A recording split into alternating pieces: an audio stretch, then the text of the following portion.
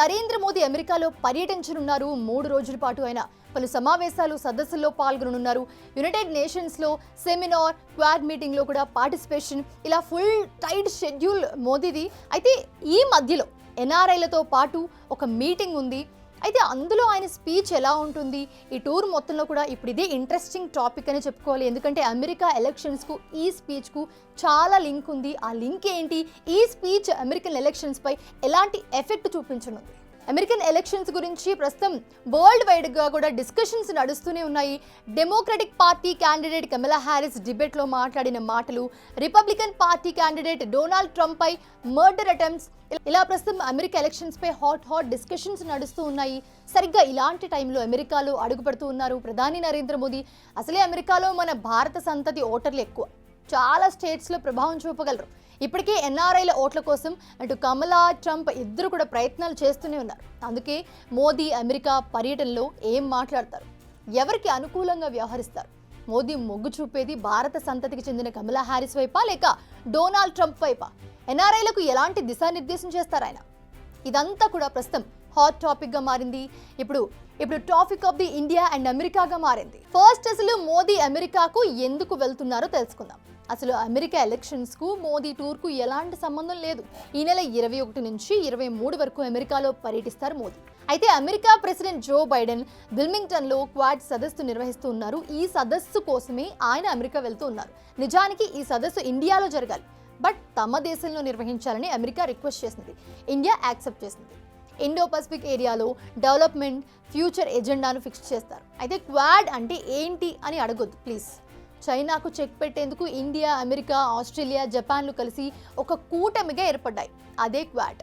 ఈ మీటింగ్ కోసమే ఆయన అమెరికా వెళ్తూ ఉన్నారు. అంతేకాదు అమెరికా, జపాన్, ఆస్ట్రేలియా నేతలతో 1-to-1 భేటీ కూడా ఉంటుంది. న్యూయార్క్లో ఉన్న యునైటెడ్ నేషన్స్ జనరల్ అసెంబ్లీలో కూడా మోదీ ప్రసంగిస్తారు. ఇది మోదీ అమెరికా టూర్కు అసలు కారణం. బట్ అమెరికా అంటే ఒక మినీ ఇండియా కదా. సో ఆయనకి ఎన్ఆర్ఐలతో కలిసి ఒక మీటింగ్ ఉండనుంది. అందులో ఆయన మాట్లాడనున్నారు. దీనివైపే అటు డెమోక్రటిక్, రిపబ్లిక్ పార్టీలు కూడా ఒక కన్నేసి ఉంచాయి. ఎందుకంటే మోదీ లాంటి పవర్ఫుల్ లీడర్ మాటలు అంతో ఇంతో ఎఫెక్ట్ చూపిస్తాయి ఖచ్చితంగా. సో ఆయన ఎవరికి సపోర్ట్ చేయాలో చెప్పకనే చెప్పారన్న ప్రచారం కూడా ఇప్పుడు జరుగుతుంది. ఇప్పుడే కాదు, ట్రంప్ ప్రెసిడెంట్గా ఉన్నప్పుడు కూడా ఎన్నికల ముందు అమెరికాలో పర్యటించారు. కానీ ఎన్నికలపై ఎలాంటి అనౌన్స్మెంట్ అయితే చేయలేదు. ఇప్పుడు కూడా నేరుగా ఆయన ఎలాంటి ప్రకటన చేసే అవకాశం అయితే లేదు. అయితే మోదీని ఓన్ చేసుకునేందుకు మాత్రం ఇద్దరు అభ్యర్థులు ప్రయత్నిస్తూ ఉన్నారు.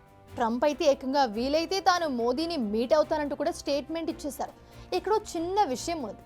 అదేంటంటే ఇండియాతో ప్రస్తుతం అమెరికా చేస్తున్న ట్రేడ్ డీల్ను విమర్శించారు.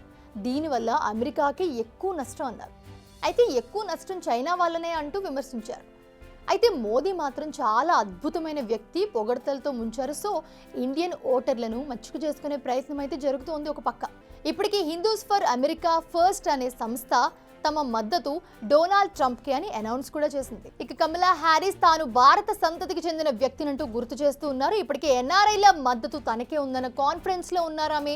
సో ఇద్దరికి ఇప్పుడు మోదీ మంచివాడే, గొప్పవాడు కూడాను. అందుకే భేటీలో మోదీని కలిసేందుకు ఇద్దరూ ప్రయత్నిస్తూ ఉన్నారు. అయితే మనకు తెలిసినంత వరకు మోదీ ఇద్దరికి సమదూరం పాటిస్తున్నారని చెప్పుకోవచ్చు. ఎలాంటి రిస్క్ తీసుకోకుండా న్యూట్రల్గా ఉంటారు ఆయన.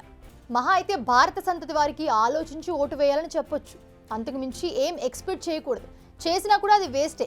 నిజానికి ఇక్కడ భారత్కు వచ్చిన పెద్ద సమస్య లేదు.